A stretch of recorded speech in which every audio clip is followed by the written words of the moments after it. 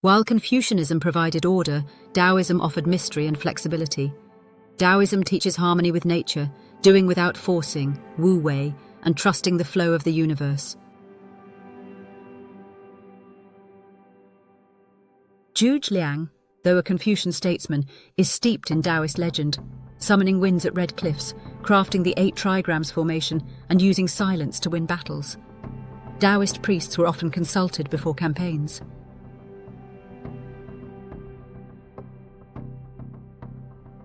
Strange omens, animal signs, or celestial changes were interpreted as heaven's messages.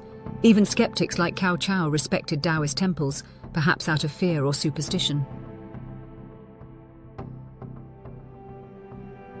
Daoism gave leaders a sense of connection to the cosmos, reminding them that wisdom sometimes meant yielding, not forcing.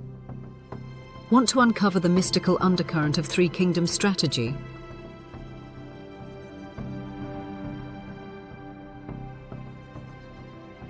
Watch the full episode on Epochs across eras and discover how Taoist thought flowed beneath every march and maneuver.